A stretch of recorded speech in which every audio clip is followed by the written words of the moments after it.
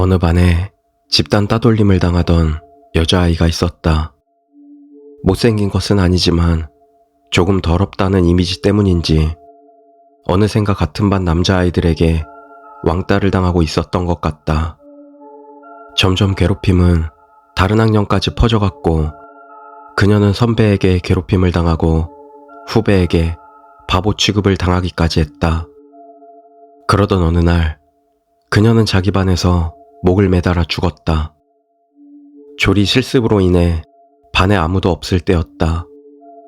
아침이나 저녁에 자살하면 아이들이 보기 전에 시체를 수습할 테니 일부러 그 시간을 노린 게 아닌가 하는 이야기가 소문으로 떠돌았다. 칠판과 자신을 괴롭힌 아이들의 책상에는 붉은 페인트로 저주가 써 있었다. 당연히 시체가 발견되자 학교는 발칵 뒤집어졌다. 전교생은 급작스레 귀가 조치당했다.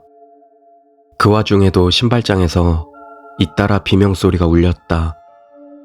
괴롭히던 아이들의 신발에도 새빨간 페인트가 칠해져 있었던 것이다. 그 후 괴롭힘을 당하던 여자아이의 장례식은 적막하게 치러졌다. 지금 마냥 왕따 문제가 사회적으로 심각하게 대두된 때가 아니었기에 언론에 나오지도 않았고 왕따가 자살의 원인이라는 것도 학생들에게는 발표되지 않았다. 그렇지만 새빨간 페인트로 저주를 여기저기 써놓았었기에 말은 안 해도 거의 대부분 알고 있었다. 얼마 후 학교는 아무 일 없었다는 듯 다시 정상적으로 수업을 시작했다. 하지만 사건이 일어난 반 아이들은 얼굴을 잔뜩 찌푸렸다. 그도 그럴 것이 사건이 일어난 반에서 그대로 수업을 진행한 것이었다. 벽에 칠해졌던 새빨간 페인트를 가리기 위해 벽 도배를 새로 해서 부자연스럽게 그곳만 새벽이 되어 있었다. 그리고 그 반에 귀신이 나온다는 소문이 돌기 시작했다. 그러던 어느 날 여자아이를 괴롭히던 상급생 한 명이 옥상에서 뛰어내렸다. 그 후로도 자살은 계속되었고 결국 졸업할 때까지 같은 반에서만 서너 명이 스스로 목숨을 끊었다. 겁에 질린 몇몇 사람은 전학을 갔다. 하지만 졸업 후에도 자살은 끊이지 않았다. 성인식 날 오랜만에 모였을 때 그 반이었던 친구에게 듣기로는 도대체 어떻게 한 것인지는 모르겠지만 죽은 그 여자아이에게 온갖 저주가 적힌 편지가 날아온다는 것이다. 글씨체도 그녀의 것이 틀림없어서 죽기 전에 몇백 통이고 써둔 것 같다. 게다가 한 사람에게 한 통만 오는 것이 아니었다. 편지가 오고 1년 정도의 기간이 흐르면 다시 오는 것이다. 보낸 사람의 이름은 없는데 예쁜 편지 봉투나 회사에서 보낸 것 같은 느낌의 봉투에 담겨 있어서 자신도 모르게 열어보게 된다고 한다. 안에는 편지 말고도 머리카락이나 손톱이 들어있기도 한다는 것이다. 그리고 그 편지에 계속 시달리다 못해 정신병자가 되거나 스스로 목숨을 끊는 녀석들이 속출했다고 한다. 귀신이 된 그녀에게 언제나 감시당하고 있어 라고 말하던 녀석도 있었다고 한다. 게다가 아무리 이사를 해도 편지는 따라온다는 것이다. 실은 그 편지 내가 보낸 거지만 말이다. 죽은 그 여자아이와 나는 소꿉친구라 그녀가 죽은 후 그 편지들이 잔뜩 남겨져 있던 것을 발견했던 것이다. 하지만 죽은 사람 중에는 자살이 아니라 사고로 죽은 사람도 많았다. 보통 40명 정도 있는 한 반에서 익사나 사고사로 죽은 사람이 그렇게나 많이 나오는 게 정상일까? 아직 그녀의 원한은 다 풀리지 않은 것인지도 모른다.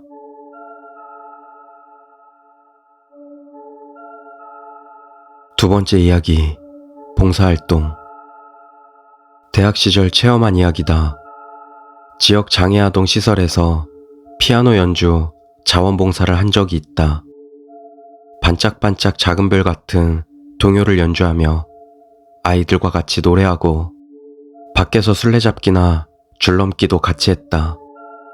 교실에서는 그림도 함께 그렸고 아이들 중 마스오카 군이라는 5살 정도 된 아이가 있었는데 그 아이는 유독 나를 따랐다. 마스오카 군이 그린 그림도 나와 술래잡기 하는 그림이라 무척 기뻤다. 그리고 오후 5시가 되어 나는 집으로 돌아왔다. 방에 돌아와 가방을 열자 마스오카 군이 그려줬던 술래잡기 그림이 들어있었다. 마스오카 군이 선물로 몰래 준 건가 싶어 기뻤지만 선생님이 그린 그림은 교실에 장식하겠다고 한 말이 떠올랐다.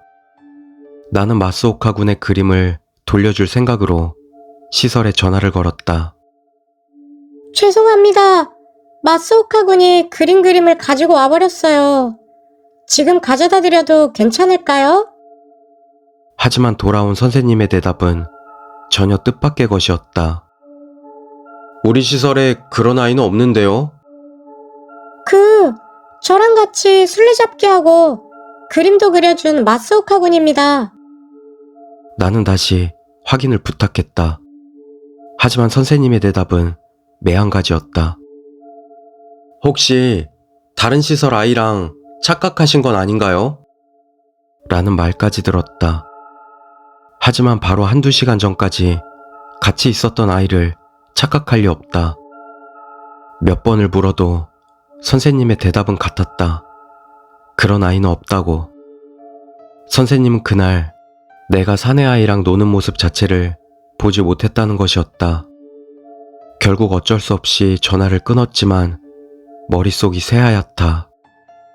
술래잡기 그림에는 검은 크레파스로 또 놀자라고 써 있었다. 갑자기 그게 기분 나쁘게 느껴져 그날은 잠을 이룰 수가 없었다. 그 다음날 그림을 가지고 시설을 찾아갔지만 마스오카 군에 관한 모든 게 사라져 있었다. 명찰이 있었던 자리, 신발장 모두 비어 있었다. 그리고 가방에 분명히 넣었던 그림도 어느새인가 사라진 후였다. 시설과 집을 샅샅이 뒤졌지만 결국 찾지 못했다. 외부 아이가 우연히 들어온 게 아닐까 하고 나 스스로를 속이고 있지만 아직도 풀리지 않은 수수께끼로 남아있다.